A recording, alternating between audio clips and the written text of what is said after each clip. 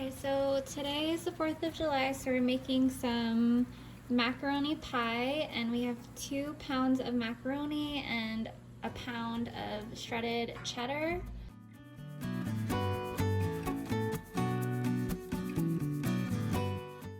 We're putting 2 sticks of butter,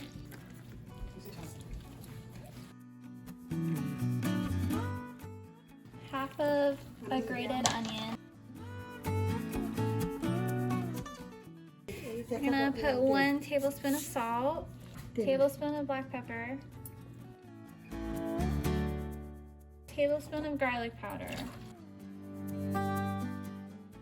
We're gonna add 3 12 fluid ounces cans of evaporated milk.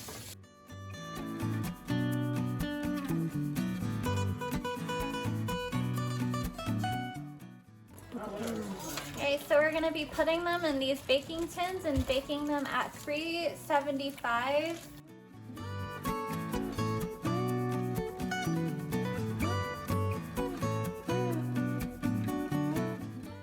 We actually baked it for 40 minutes and now it is done.